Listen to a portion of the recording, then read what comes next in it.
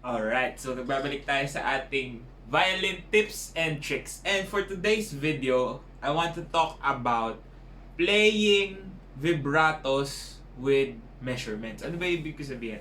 Kasi a lot of people has this misconception when it comes to vibrato that by shaking your hands, you're already doing the proper vibrato strokes or movements. No? But not a lot of people know that vibratos are well measured. Okay? If you want to really master the art of using the vibrato properly, you have to know and understand how you can measure it, no? Kasi what a vibrato is essentially is a fluctuation of the pitches. So, nagbabago-bago yung pitch. What do I mean? For example, if we're gonna do an A, hindi pwedeng basta na lang i-shake. Kasi yung iba, when people are starting out learning vibrato, the first thing that they do is they just shake it. Ganun lang. Pero hindi nila naintindihan that it is measured, it is exact. To the point that you can actually notate, diba? There are books that actually notate their vibratos in a way, no? And how do you measure them? You measure them exactly how you play your notes. If you play quarter notes and you play half notes, you play 8 notes, 16 notes, you can measure them in that way. So, let's try to make quarter note vibratos, no? So, ano yung ibig sabihin nun? I'm gonna do 2, 1, 2. So, ibig sabihin, kung quarter note vibrato yung gagawin natin, we're gonna fluctuate the note every quarter note, which means every beat. So,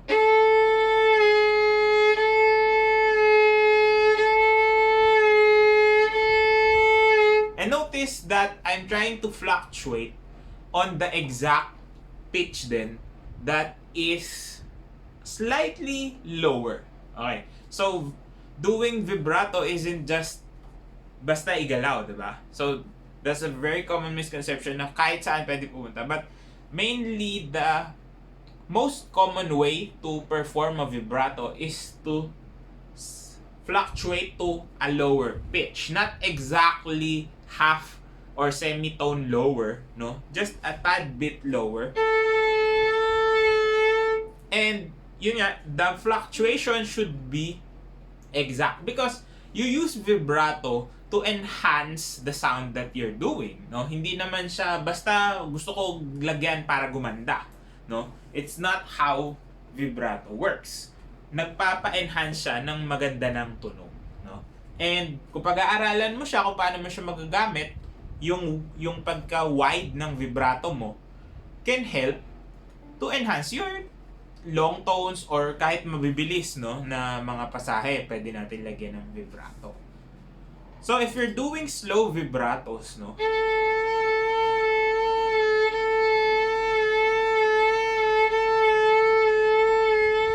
so kanina, di ba, sabi na 1, 2, tapos bibilisan mo.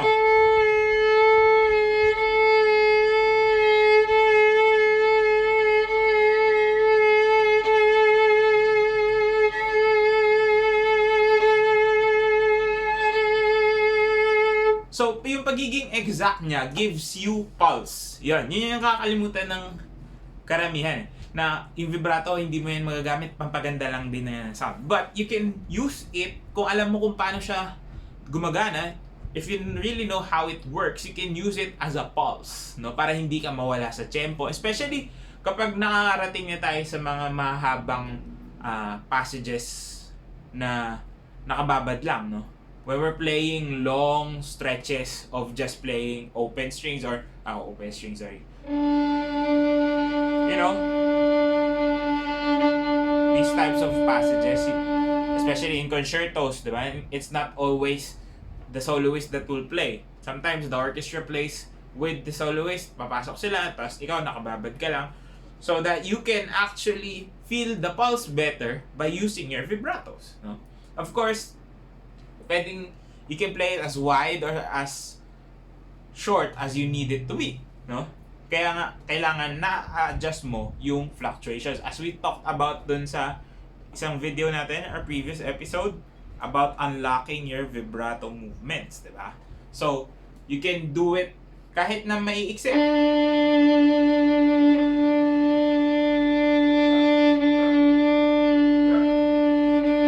Diba? I'm playing it as short as I can. Yung mga movements ko are very, very short. Hindi siya ganun ka-wide. Pero ganun pa rin. Nako-control pa rin natin siya. And I'm only using finger vibrato. But it's not just for fingers. You can also use it with your wrist vibratos or your hand vibrato. Diba? Kahit arm.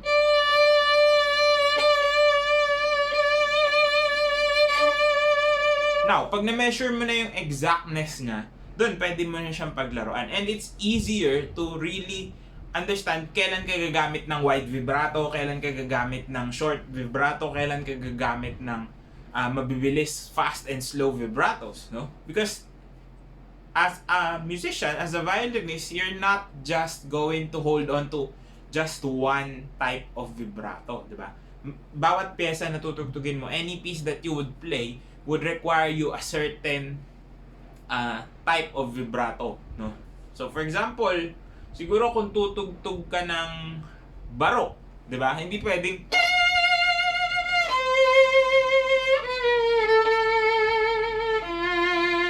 diba? Hindi siya pasok doon sa style eh. So, you would want like a little more stiff yung vibrato, and yung iba nga, 'di ba? Ayaw nila ng vibrato with barok. But it's there if you want it, no? So, I would play it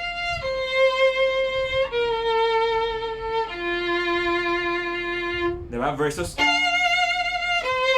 paano kung yun lang yung alam mo, no? And yun nga, if you really know how to measure the movements of your vibratos, it would be easy for you to say, oh, I need to play this with a wider vibrato, with more fluctuations, with less fluctuations, no? Mas madali kasi siya pag na-measure mo siya in terms of musical lengths, no? Kasi sanay naman tayo mag-count in beats eh. And if you can subdivide your notes using that, it's gonna be a game changer for you, di ba? Mas mapapadali yung buhay mo. Minsan, nawawala tayo sa bilang, especially if we're playing long stretches of notes na, kahit sa Mendelssohn, di ba? Merong part doon.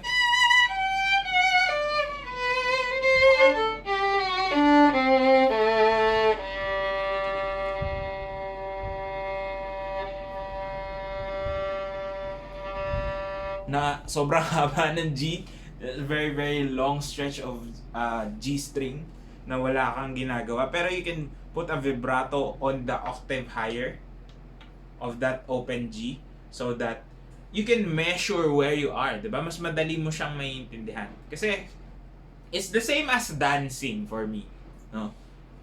I'm not a dancer though, pero it's the same concept that you're placing your movements into the beat.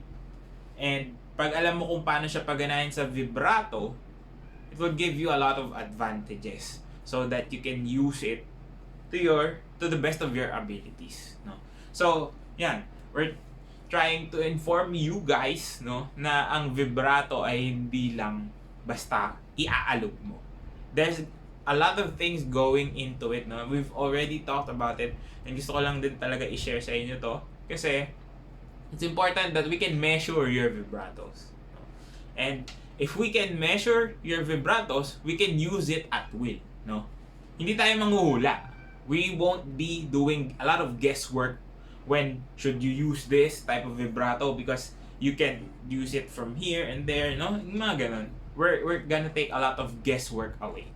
And talagang ma-measure natin kung ano yung kailangan. Do we need 16 notes vibratos, no? So, 2, 3, 4, 1, 2, 3, 4, 1, 2, 3, 4. Or do we need 30-second notes? 1, 2, 3, 4, 1, 2, 3, 4. O kahit triplets, di ba?